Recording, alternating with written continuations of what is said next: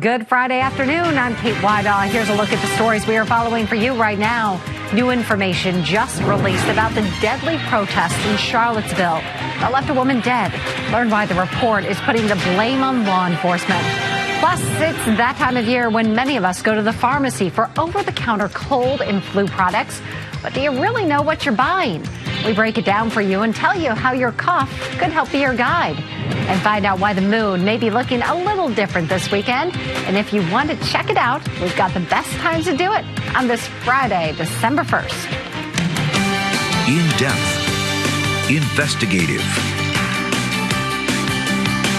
This is KXAN News at noon. Now, developing news from KXAN News.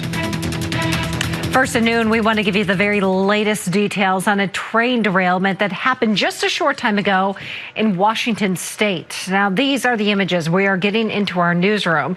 You can see just the train dangling onto a highway. This is near Seattle. Now, this happened during the morning rush hour when it was just beginning. And according to CNN, there are injuries and multiple deaths. That is coming from the Pierce County Sheriff's Office as well as Amtrak. The NTSB is gathering information about the accident. Witnesses saying there were crushed cars underneath those trains. Now, this is a developing story, and as soon as we learn more, we are going to bring that to you on air and online at KXAN.com. Turning to our other big story this afternoon, fast-moving winds whipping up the wildfire in Southern California and leaving at least one firefighter injured and destroying more than 150 acres. Thousands of residents forced to leave their homes overnight. Officials say the fire started Monday evening in Ventura County, about 60 miles northwest of L.A. Here's NBC's Jolene Kent with the latest.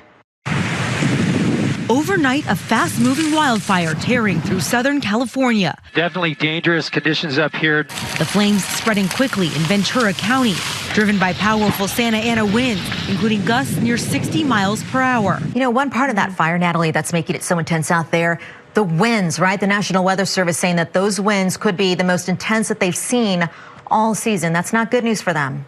Not at all. And you know what? The biggest component of that has been the Santa Ana winds. Unfortunately, it's a heartbreaking situation. However, a lot of the folks in Southern California are no stranger to what are known as the Santa Ana winds. In-depth,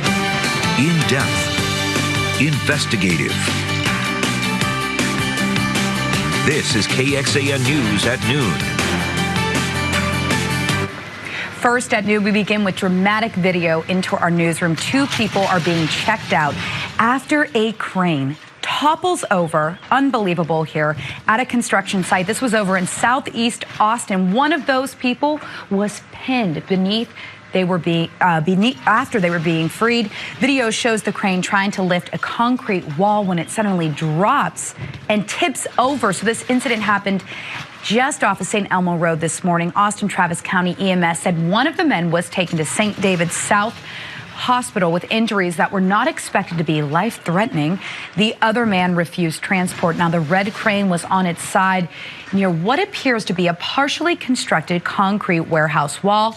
And video taken on the site showed the crane trying to lift a concrete wall when it suddenly drops it right there. Unbelievable. Now, developing news from KXAN News. That developing news happening right now in Del Valley, where detectives are investigating after two bodies were discovered. This is all happening in the 1600 block of Pierce Lane. That's just east of the Circuit of the Americas. KXAN's Leslie Rangel live at the scene with our top story. That's right. As you mentioned, Pierce Lane is crawling with traffic right now because you can see investigators right over my shoulder are trying to figure out exactly what happened. Now, investigators told us a woman was leaving her home and spotted the bodies on her front field. Now, her home is set back quite a few feet from where the bodies are, but essentially it is her front yard. Investigators say the bodies are so decomposed that they know that they've been here for more than a day. Now, this again is less than half a mile away from where 4 people were murdered days ago. That incident happened in the 8200 block of Linden, which again is only about a mile, a little less than a mile away from here. We asked if those two incidences could be connected, the Linden one and this one here on Pierce. They told us that while it is unusual that they happen so close, they're not jumping to any conclusions, but they're also not ruling anything out. And right now they tell us that investigators are going to continue here overnight to again try to figure out what happened to the 2 people that were found here. And they're asking anybody that saw anything, even if it's the smallest detail, to please contact Crime Stoppers. For now, we're live in Del Valley. Leslie Rangel, KXAN News. And we're following more developing news this evening. This is out of Charlotte, North Carolina, where police headquarters have been evacuated after a suspicious package was discovered in a mailroom. The police force in Charlotte has come under deep scrutiny over the past week and a half. That's after an African-American man was fatally shot by a police officer during a traffic stop. We will bring you updates as we get more information from Charlotte. Well, a former Austin police detective still facing the possibility for federal prosecution in a manslaughter case. Charles Kleinert shot and killed Larry Jackson Jr. in July of 2013. The case went before a federal appeals court in New Orleans today.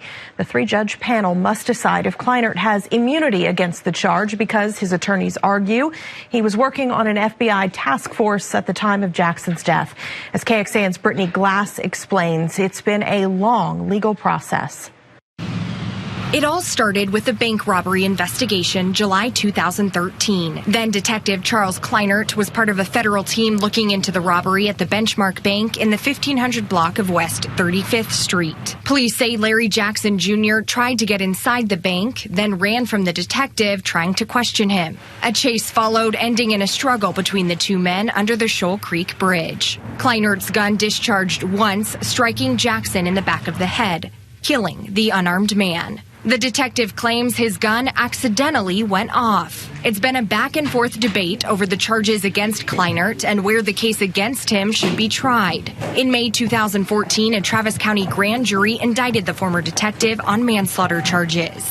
A federal judge later dismissed that indictment, saying Kleinert was immune to state prosecution because he was part of that federal task force. The state is appealing that action with the hope Kleinert will still be subject to federal prosecution.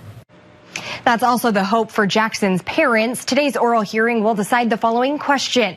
Should the district judge's order that Kleinert has immunity be reversed or upheld? I spoke with the family's attorney this afternoon, who says the family is still fighting for justice. What would the family want for this ruling to happen? Well, of course, we want the ruling reversed. We believe that the judge's ruling was flawed at a number of levels, and we believe that Charles Kleinert should be prosecuted just like any other regular citizen would have been in this situation. It is very unfortunate, and it's candidly a disgrace that he was let off for what we believe was a murder of Larry Jackson due to some goofy legal technicality. You, the family of Larry Jackson Jr., still maintaining that this was a wrongful death? Absolutely. The city of Austin paid over $2 million to settle the civil case, which was the largest settlement in the history of this city. We feel that was proper compensation. And the truth is, a city does not pay $2 million if it was not a wrongful death. The city has admitted this was a wrongful death. This was a clear-cut case of excessive force. And it's very unfortunate that this happened because someone's no longer here due to the reckless and criminal actions of an Austin police officer. The Austin Police Association also keeping their eye on today's hearing. President Ken Cassidy was there in New Orleans to support the former detective. He spoke to me over the phone, saying this is not only a tragedy for the Jackson family.